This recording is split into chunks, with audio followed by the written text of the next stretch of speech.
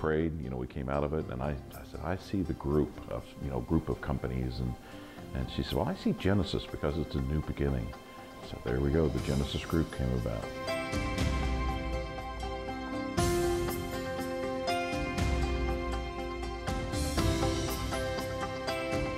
Understand your burn rate.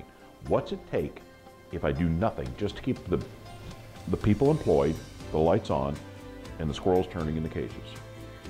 And you get that burn rate, and you know what you have to have. Some people call it the nut, some people call it the burn rate.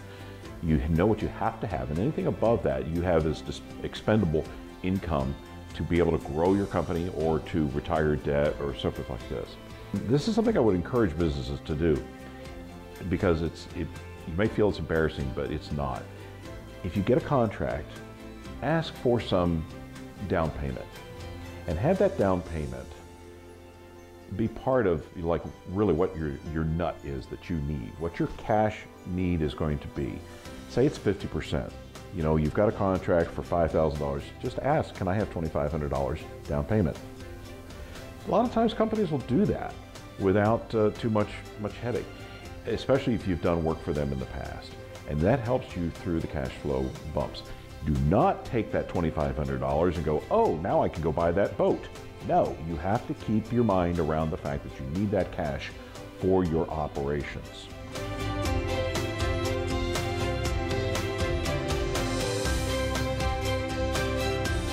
For public relations, there's several things that you can do with your company. One, be involved. Be involved with nonprofits. Be involved with Better Business Bureau. Be involved with other organizations in town, chambers of commerce. And as such, your name again gets out there. Your recognition gets out there. When you're doing an ad campaign, that's one of those things that you can do. You can do a part of a very common phrase to get your point across. So get the customer engaged. You want to take it from an experience that happens here to an experience that happens here. So if you are in a healthcare, you want to evoke a heart, I don't want to say wrenching, but a heart experience rather than just a head experience. That if you're in marketing your healthcare services, when loved ones mean everything, or something like that, you've got to find some way to make that customer, draw them in. And that's what we do here. We do a lot of ads and social media things.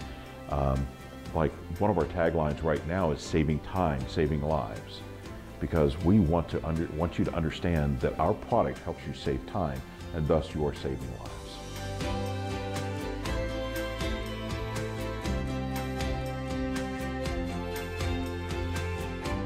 Used to be, we just kind of, I hate to use the term dumb luck, but we used to kind of use that method of hiring people. But we actually do have now a careers page, and we actually have job recs that open up. We're a lot more formal in our process. We do try to make sure the local universities, TJC, UT, LaTerno University, all have awareness of what openings we have, what we're looking for. We also have worked with these universities to tell them what we are looking for so that they can help craft what they're teaching. So I would challenge businesses to get engaged, be proactive. Don't just use the dumb luck principle, to go out and proactively work with whatever industry you're in to go find the best of the best. I'll tell you something else. I am a 2.6 GPA student. I take tests very badly, very poor.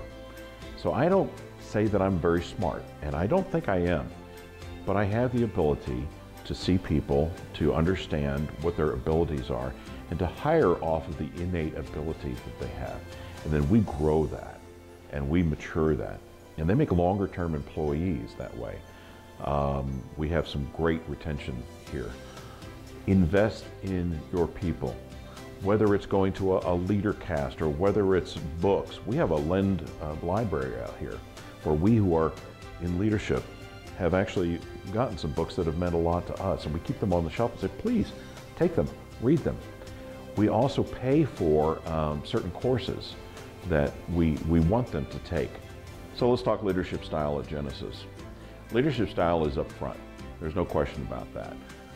but we're not in your face. We are not in your business every day. I firmly believe in hiring people who are smart. One of the things that we really push our people to do is be hungry, humble, and smart.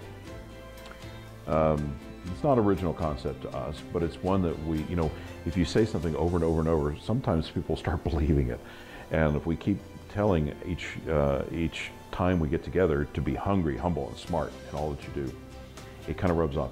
There's a good reason to be able to, anticipate, look at your edges, look for rocks. The big rocks in life are important to identify. As a team, our leadership, our senior leadership, we get together once a week right here in this office, and we have feet-up conversations. We plan it for an hour, and we talk about those big rocks. We talk about employee issues. We talk about our supply chain issues. We talk about everything that's big rock issues. And then we wrap up that time. As I've said many times, I'm a faith-based guy, so we wrap up with prayer and ask for guidance for everything that we do. So that's what we do.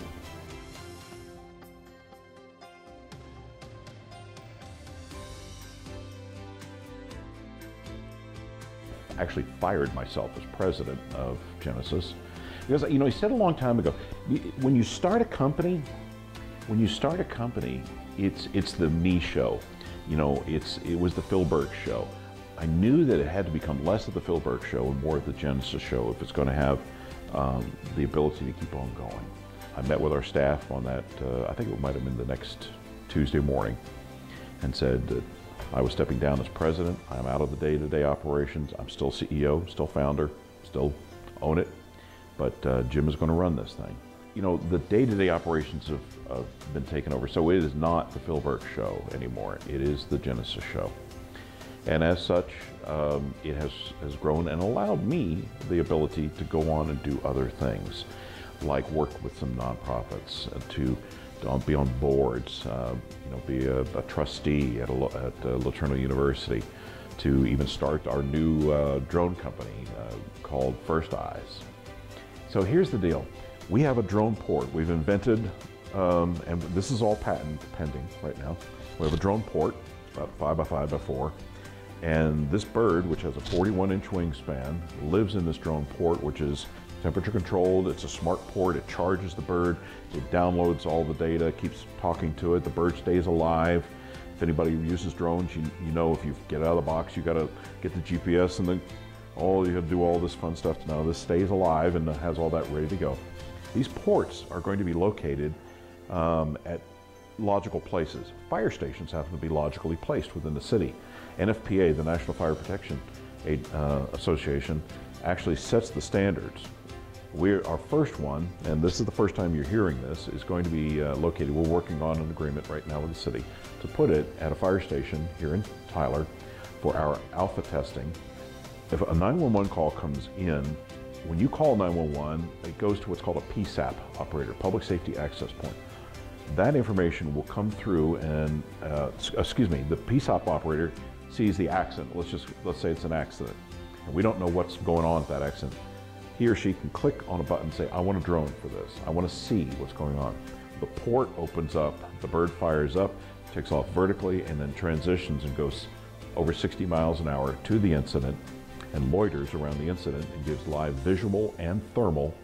And we have optional, we have technology to be able to sniff for hydrocarbons. Now, do we have ammonia leaking? Do we have natural gas? Do we have methane leaking? So that before our first responders get in there, we know that we've got to have hazmat in there first.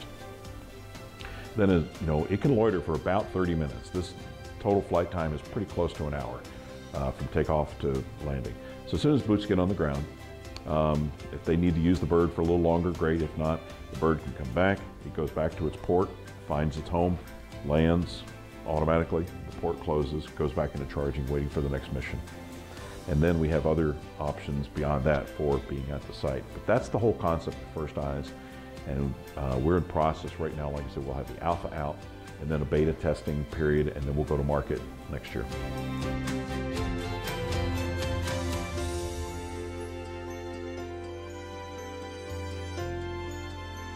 Several people have sat in my office with asking this very question: what should I do? What's your best advice for starting out in business? And I'll say something that I've used with individuals, and I'll say the same thing for companies. If you have an old-fashioned dictionary, go find the word quit in it, get an X-Acto knife and cut it out. You are not allowed to use the word, it's a 4-letter word. You cannot say quit. You cannot say I gave up. You understand what I'm saying. I mean, there are certain things where you do have to change directions. Changing directions is fine. Failure is fine, as long as you learn and you keep moving. That is my best advice that I can tell you. I know many days early on where I just wanted some sheep and a hillside and a crook. I just said, sheep are not going to yell at me, you know? They're just going to be the most gentle, loving. Be better if it were all kittens, you know? But you just can't quit. It's okay to get away. It's okay to this, but you have to then come back with a resolve that we're going to go back at this again. We're going to keep pushing forward. That is the biggest #1 advice. And I'll tell you a #2 advice. If you're married, if you have a partner, engage that person in your life. You can't do all this on your own. Have a support structure around you. I made that mistake early on. I thought, I can fix this, I can do this. And it cratered and it fell apart. And my wife didn't know anything about it because I could fix this, I could do this. I'm the He-Man.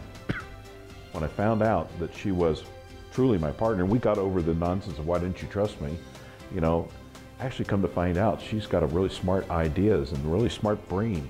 And she came alongside and said, well, have you tried this? No. Well, you know, had I had her alongside at the beginning, it would have been much, much smoother, much better. So those are probably my 2 big top things. Do not be afraid to be around people smarter than you. And don't try to look like you're smarter than them because it'll backfire. Sit and learn. Sit and learn and absorb. So if you're not involved in an accountability group of some sort in your personal life, I highly encourage you to get involved in that as well. But again, it goes back to pulling people alongside of you who are smarter than you and better than you, and let them be your help and support.